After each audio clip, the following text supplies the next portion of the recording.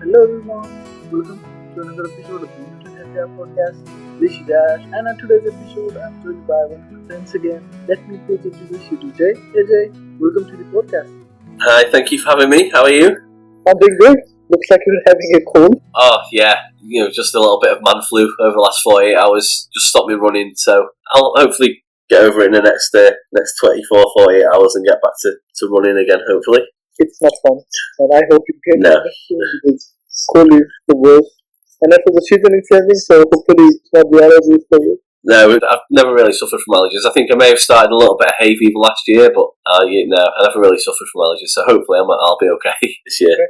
Alright then, so I know you a little bit, so can you please give a quick introduction? My name is Jay. I'm 41 years old. I started running probably about 7 years ago, basically to run the London Marathon. I'd run before in other little things, but never really put everything into running because that bored me a little bit, to be honest. But then I got into the London Marathon, and brother-in-law got me a place doing that, and then I didn't look back really. Were you a runner before, or? So I've done like a couple of like 10Ks and things like that. My first ever 10K I actually did when I was about 22, and I literally did it because my friends were doing it, so I paid to do it. Didn't know anything about running trainers, running shoes, running equipment, nothing. I turned up in a pair of Converse trainers, like with just a t-shirt on, and given my number, and I ran 10K in, I think it was 43 minutes, 33 seconds. And I've never been able to do that again, so now I'm like dedicated to running in my late 30s, early 40s. I'm like, right, okay, I can't even do sub 50 now, let alone 43 minutes, so it's like, I'm a slower runner now. I'll take it. I'll just enjoy the ride rather than pushing for PBs again. But I do call it my second life PB. So since I started running again, I say it's my second life. So my current PB since I started running is like just over 50 minutes. I think it's 50 minutes and 6 seconds. We all can call it the youth, you know? Yeah, it was youth. And I probably was out the night before drinking as well. And I just turned up. That's what you're able to do when you're dead young, isn't it? And then you get to a certain age, and you go, oh, what's happened here? You're starting to get grey hairs. You're starting to get like, I don't like it. And everything hurts when you're young. Yeah, you do it. Yeah. Like you were out all night, and then you're fine running, and you feel nothing. So now everything hurts. Yeah, you go for a long run now, you've got to recover for like 48 hours. Whereas back when I was in my early 20s, I could go and play football for 90 minutes and then go and play another game in the night. It's like, it was nothing. I know that feeling. We just briefly talked on it. What got you into running?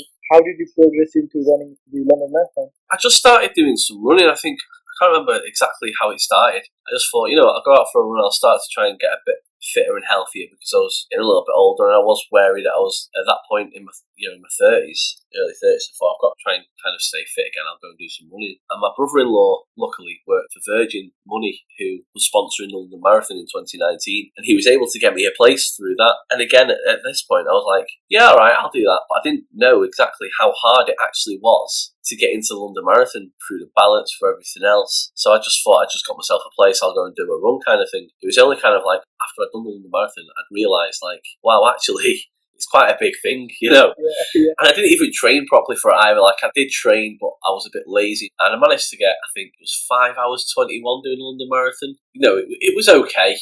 For me, I just wanted to complete it. I just wanted to say I'd been able to run a marathon. So yeah, I did that. And then half marathon in October. The Manchester Half Marathon. And but then it stopped. I stopped for about 6 months after that. I was like, right, okay, I'm done now. I've got a couple of medals. It's kind of okay. But then COVID hit, obviously. So it stopped me coaching football. It stopped me playing football. And I was in a bit of a depressive state as well because 2.5, 3 weeks before we all got put into lockdown in the UK, my brother passed away. I was just hit with absolute everything where I was told I wasn't allowed to go outside the house, I wasn't allowed to do anything, so I essentially locked myself in a room.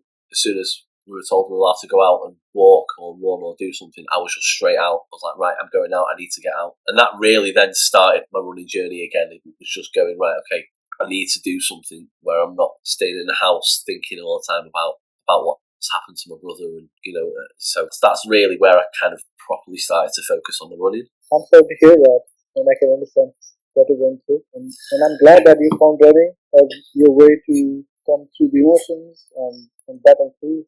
We all run for some reason. I'm glad that you found running as a way to cope and do everything. So it's good, isn't it? Just getting out, it's keeping yourself healthy, it's keeping yourself fit, and just giving yourself that time. For me, it's the time where I get to just be on my own and just be in my own thoughts and think about things, stick a bit of music on, stick a podcast on or something, and just not have to think about everything else that's going on in my life. I completely understand where you're coming from, and it's also the same for me. When I'm running, I just want to be with myself and my thoughts. How was your experience running London and Manchester Marathon? And do you have any standout memories from it? Yeah, so the London one was 2019. It was fun, but then obviously I'd got back into running, so I decided, right, okay, I'm going to do the Manchester Marathon because I'm from Manchester. It's my hometown. I knew all the roads. I knew the whole of the route. But unfortunately, about 6 weeks before that marathon, I slightly tore my hamstring. I couldn't do anything. So 6 weeks before the marathon, I literally couldn't run, couldn't do anything, and I was determined to still do it. I just rested it, did nothing, turned up on the day, ran the marathon and got, I think it was 5 hours 30 something, so it wasn't as fast as the London one. But then that kind of like pushed me on. From there, we'll jump into a little bit later, but from that marathon, the Manchester one, is where I ended up thinking about Riot Runners because I was doing it with friends and I just wanted a little bit to help other people. Last year I did the London Marathon again and I really, really trained for it. Wanted to go for a 4:30. That's kind of my level. That's probably where I'm probably going to get. And if I get 4:30, that would be a 50-minute PB. And I was disappointed that I got a 4:36. I got a 45-minute PB, but I was disappointed. It's a massive PB, but I was just like, I'd stopped a couple of times, had to stretch my legs a couple of times. I walked a little bit in the second half. I thoroughly enjoyed it. I'm now going to have another battle with Manchester next year, I think, and see if we can get 4:30 there. That's one of the marathon I wanted to get into. I tried last year, and then I couldn't go because of my blue card. The blue card came like 10 days after Manchester Marathon, so I couldn't. Right, okay. So you couldn't get there. Right, okay. And this year is just I'm not been fit enough to run, so I decided that I'm not just gonna even try. I'll probably have it before the next year if they allow me. Yeah. Maybe we'll run together next year. Yeah. Well, yeah, we'll both go for it next year. We'll meet up. Not a problem. Were there any other memories for you from that marathon? It's from both marathons, and it's from any kind of run or race you do. You're out there, and all you're doing is running, and there's so many people on the streets that just cheer for you. They're talking to you, they're egging you on, they're handing out sweets, handing out like compliments. It's just amazing, the community, and that's my favourite part about the whole of running is where you think you're running on your own. Actually, you're not, because there's a massive community there of people who just there to support you. So that's probably my favourite thing about it, about the marathons. It's just the support that we got. Yeah, and it's a big city, so I know what you're talking about. We all run the Berlin Marathon too because it's one of the majors and everybody cheering up. Like they don't know you, but they're like, "Hey, come on!" It just gives you that feeling where you're okay. They don't know me, but they're cheering for me, so I gotta run. The medals and t-shirts aren't bad either. Definitely. Short-run medals are what we run for, and banana. So moving on, while we were talking to you, you mentioned about this Chester triple. So can you please give us a little bit of more information about what is this Chester triple? Chester is in the northwest of England. They have 3 events throughout the year, which is 10k, the half marathon, and the full marathon. So that's what I'm doing this year. So I did the 10k last weekend. I got 53 minutes in that, but I'm doing it for a charity, which is Claire's House. It's called. They basically help terminally ill children, and it's a charity that just raises money for such a good cause. And I'm all for helping. Most of my runs, you'll find I'm doing it for charity because it's fine me getting a place, but if I find that I'm doing it for a charity or if I'm doing it for something, then I'll put more effort into it because I don't want to let people down. I want to do as well as I can for those as well. And again, it keeps me accountable. That's what it's all about. So, what made you decide to do this event? You said you already did the 10k. So, what is your goal for the half marathon? My half marathon training block was supposed to start yesterday, but obviously this cold's kind of kicked in, so you have to move it up a little bit. Yeah, the half marathon's in May. It's got hilly bits in it, so I may not get any PBs, but it's I'll try and get close. I'll try and do as well as I can. But there's a hill for the last 1.5 kilometres that's just horrendously bad and it just hurts and I didn't like it at all. The reason I went for it is because one of my friends did it last year and I said to him, he did the triple, so I said, well, I'll train and do the marathon. So I got a place for the marathon for last year. Didn't end up doing it because I wasn't prepared enough. I hadn't done enough and my mindset and my focus weren't right at that time. I deferred the place, but then decided that, well, instead of deferring just the marathon, I'd do both. I'll do all 3 of the 10k, the half, and the marathon. Gives me accountability for the year, and hopefully I can raise a lot of money throughout the year for the charity. That's a nice idea. And also to challenge yourself, which is nice to see. Do you have any goals for the Sister Marathon? Is it just more about completing the challenges? You've got to have objective A and objective B, haven't you? Objective A is probably just let's get it finished. The marathon I want to try and do, again, it's hilly, so if I get under 5 hours, brilliant. If I can push and get a PB, then that's objective B, as it were. I definitely want to try and get a PB, but I don't know if it would come at the Chester Marathon because it's not as flat as Manchester. there's a couple of little like bridges in the Manchester Marathon. That's about it, really. You go over train tracks and a couple of canals, and that's it. While we're in this marathon topic or race topic, what's your favorite race you have run and what made it special? The Manchester Marathon, the one where I got my PB, because it was the most I was prepared for. It was the one that I got myself into a point of running where, right, I know I can run at this pace, I know I can do it 2 or 3, 4 years into the journey of running properly, and that kind of thing of, I can do better and I can push myself. And there are 3 hours, sub 3 hour marathoners, there's sub 4 hour marathoners, but to be able to get 4:36 and a 45-minute PB, it was so special to me. It was such a good feeling. I'm happy for you. That is a pretty big PB, and it doesn't matter where you run it, it's just getting that sort of time. It shows up the work that you play. Yeah, congratulations for that. Thank you. Now we're gonna talk about the Riot Runners. Tell us about the Riot Runners. How did it start, and what is the mission behind it? Yeah, so Riot Runners is basically a virtual running group. I wanted to kind of like join a running group, but kids and family and work, I could just never get the time to basically get to any running clubs or anything like that. So when me and my friends did the Manchester Marathon, I said, I tell you what, I'll stick us all in a group and we can like keep each other accountable. And then I kind of like built it from there. So made an Instagram account, running helped my mental health and my well-being, so how can I help other people? Just went from there, and it's got something like 2,000 followers now on Instagram. It's not massive, but it's really good. I've got a WhatsApp group that's got 50, 60 people in there that chat quite a bit through there, and people want to talk about things that are going on in life other than running. There's a lot of things going on with mental health at the minute, and just wanted to be able to say, well, I can help with something. How can I do that? And that's how Riot Runners was born. Essentially, it started with 8 or 9 of us as friends, and now it's kind of blossomed into something a little bit bigger. Mental health is bigger issue and a challenge because most of us don't want to open up. We kind of keep all these things inside us and suffering alone. And I think this is a good cause. You have people to talk to, so it doesn't matter who you talk to. Either you talk to a therapist or you talk to a friend. As long as you have some people around that you can share what's going on and stuff like that. So I think this is a very good cause. Thank you. Thank you for doing it. Well, that's what. Listen, I've always said, even if I can just help one person, then I've helped someone in the world. But if I can help lots more, then I'll be happy to do that as well. What the success looks like right on in 2025? Just kind of spreading the word more. Getting a bigger community. Everyone wants a million followers on Instagram and all this kind of stuff. I'm just happy as it is, and if more people come and see the story and they tag us and that kind of thing, that's what success is. Success is getting people talking, getting people asking questions. That's it. I'm not after a million followers and thousands of people buying my shirt, buying my hat. It's just about these things are here. If you want them as an option, talk to us. That's success. That's nice to hear that. And like I said, it's a very good cause because we need to find somebody that will consider talking. So it might be one of the ways that some of us might feel like we can open up to and we can talk to. So you guys succeed, and then I hope there is more people joining the group and then talking and sharing and like helping each other out. That's the plan anyway. That's the idea behind it. Hopefully it'll work. Let's hope so. Have you seen any stories from the community that really inspire you? Yeah, there's a couple of things. There's one person, I won't name them because might not want to be named, but they suffered from depression, so really close, really, really low.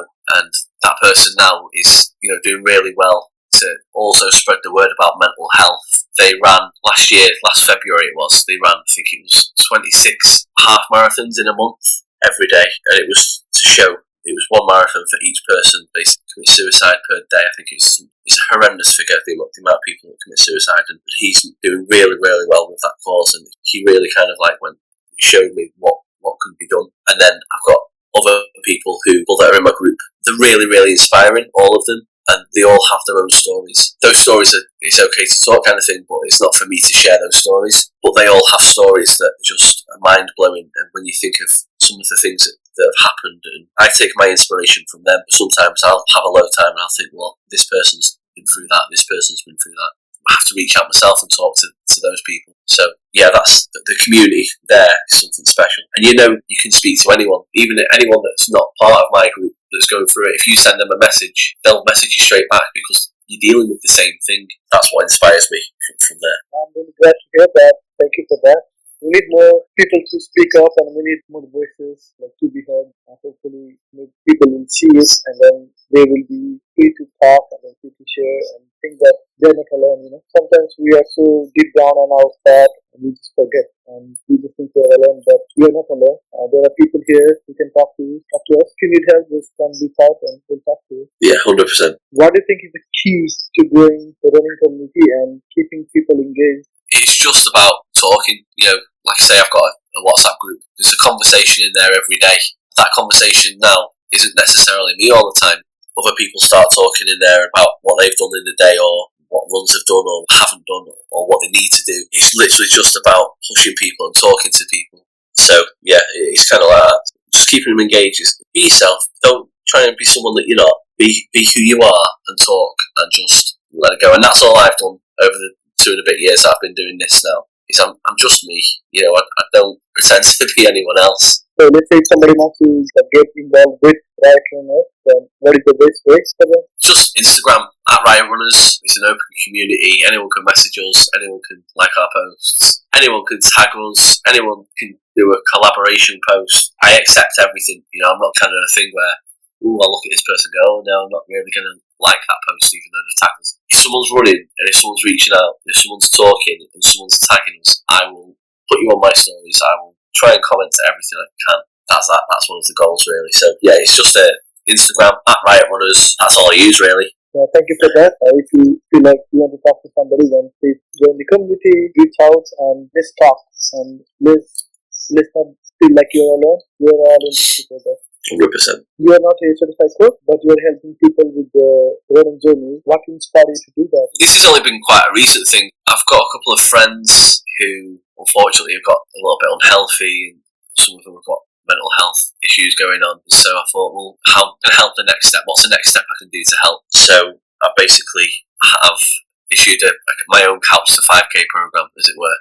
They can text me. They can speak to me every day and I'll give them a personalised plan. I'm not a coach. I can't tell you about nutrition. I can't tell you about all the weights. I can't tell you about all the things. But what I can do is I can keep you accountable and I can talk to you and I can help you if you just need that conversation. So again, it's not for any money. I charge £30 for a 10-week course, but within that £30, you get a Riot Runners shirt, which is worth £20 anyway. So essentially, you're getting me making you accountable for £1 a week for a 10-week Couch to 5K course. The inspiration behind that again was just I want to help people. And that's what I'm here for. I feel like that's what I'm here for in life is just to help people. So that's why I started doing the Couch to 5K, and then a couple more people kind of reached out that I didn't know, so I've started doing a couple for them. And I've got a guy called Luke who has just started his journey from Couch to 10K.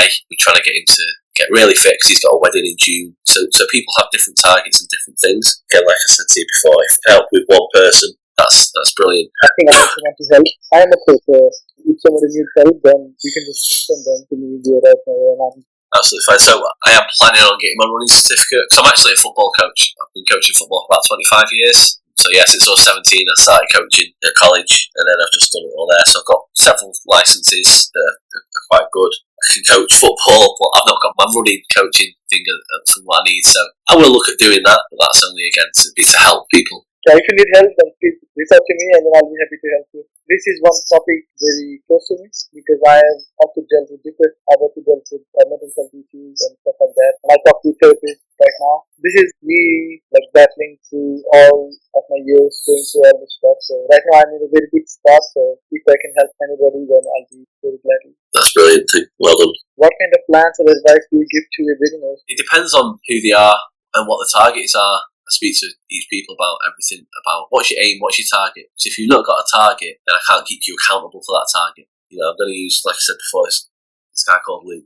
I'm going to use him. His target is to be at a certain weight before his wedding in June. That's how I base my plans for them. He's done a bit of running before, so rather than a Couch to 5K program, we started at a 3K to 10K program. So that's how I'd work my plans around. So I work my plans around them, and it's just that accountability. Give them that advice and talk to them about everything else. The plan's there; they just need to get out and go and do the plan. I can help talk to them about everything else that's going on in their life.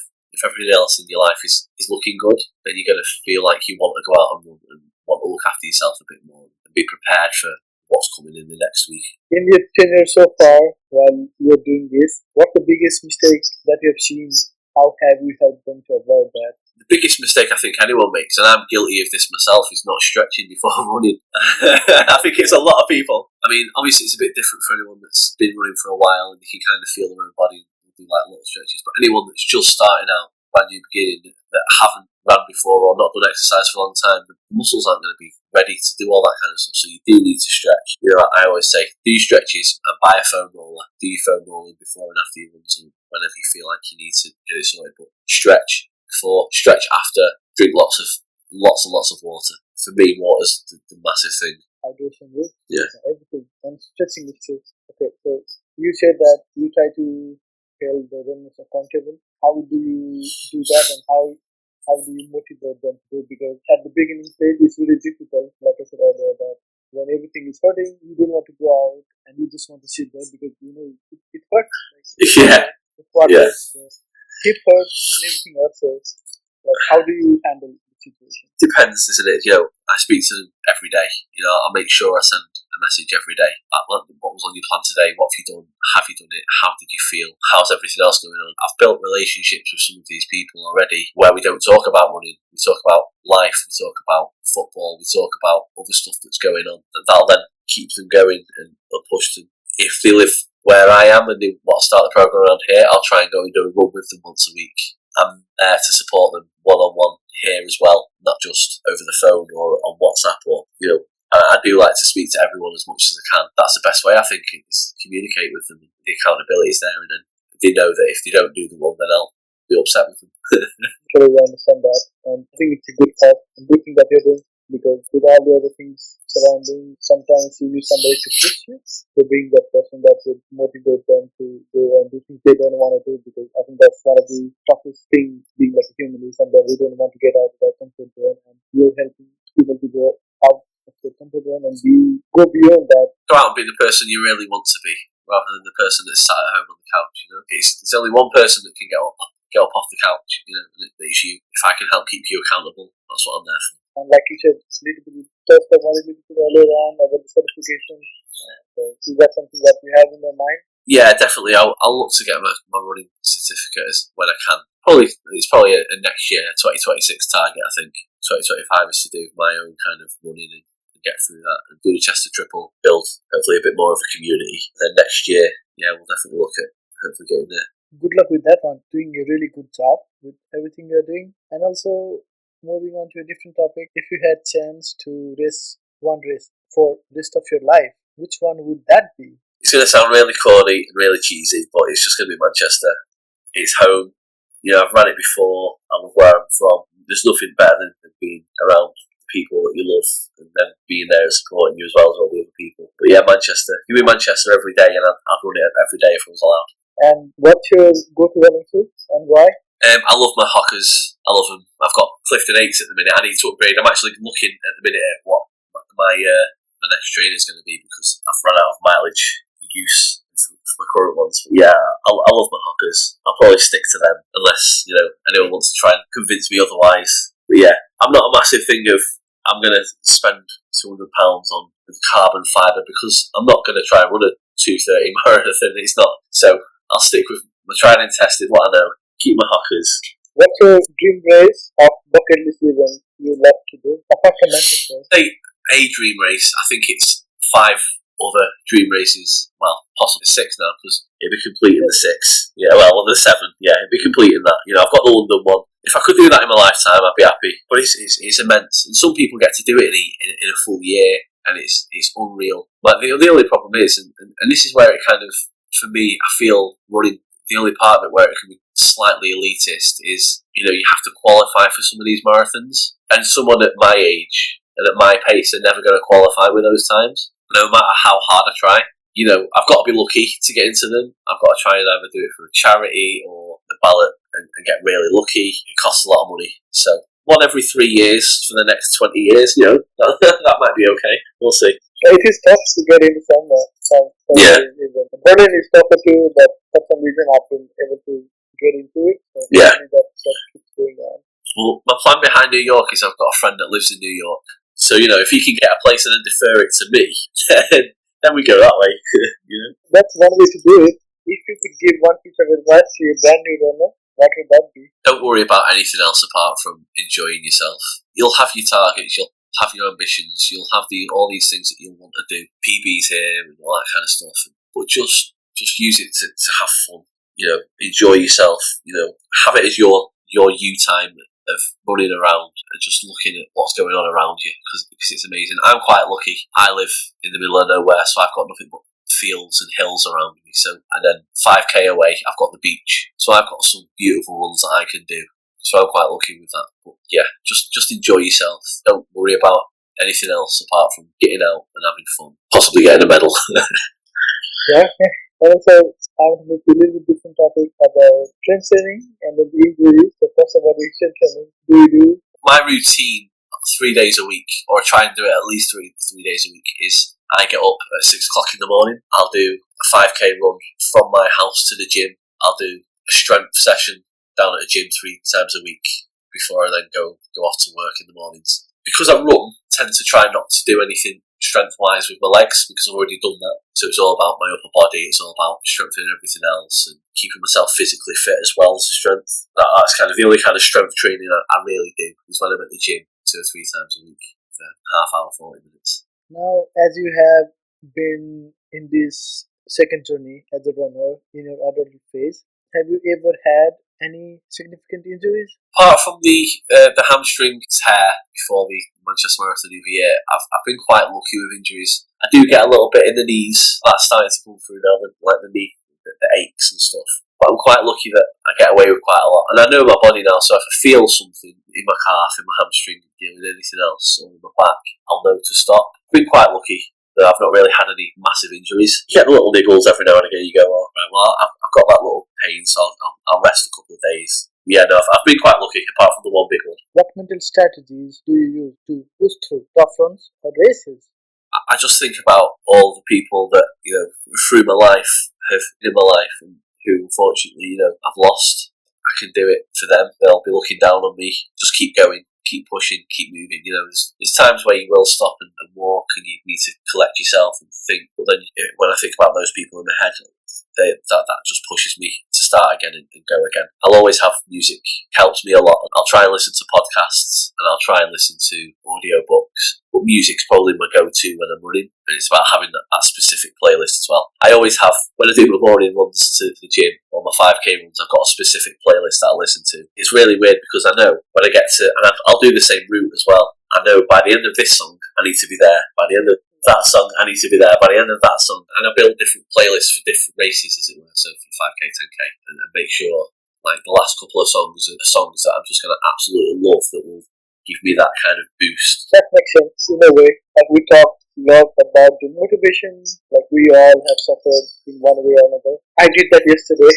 How do you deal with the motivation slumps? Like, I've just got myself into such a routine now in the mornings that I just get up and do it, and I'll make sure everything I plan for the next day, I'll have my bag ready the night before. So I'll make my lunch, I'll have all my kit laid out, I'll have my work gear in my bag, my towel in my bag sorted, so I don't have to worry about that in the morning. So then when I wake up at 6 and my alarm goes off, I'm like, well, everything's ready, I might as well just go and do it. And now it's become kind of routine where that's just what I do. It's just kind of a thing now where I'll get home, I'll get changed, but then I'll make sure my stuff's ready for the next day. That helps my mindset because I'm organised rather than just waking up at 6 in the morning going, I need this and I need that. If I'm organised, then we're good to go, and that's what pushes me there. At the weekends, if I can get a little run in as well, that'll help.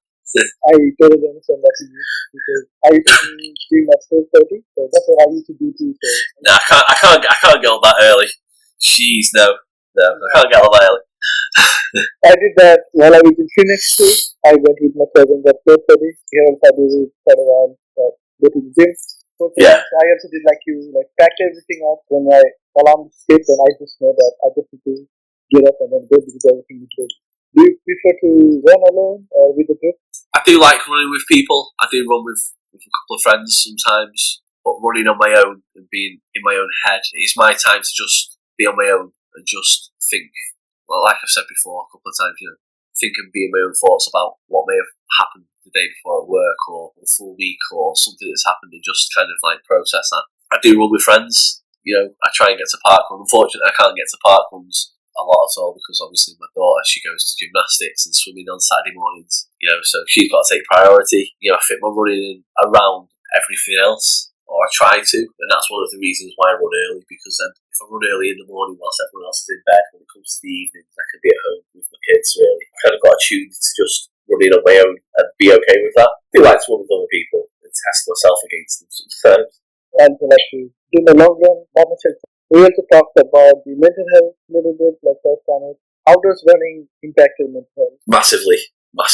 Like anyone in the world, I've been through a lot from a young age.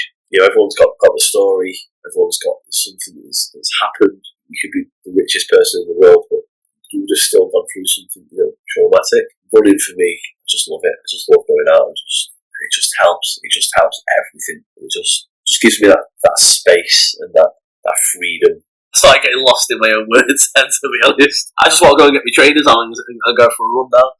Anyone that doesn't run, that's listening to this, just go out and do it. Yeah, definitely. Easy fueling strategy, like what do you take? Is there anything specific that you take during the races or training?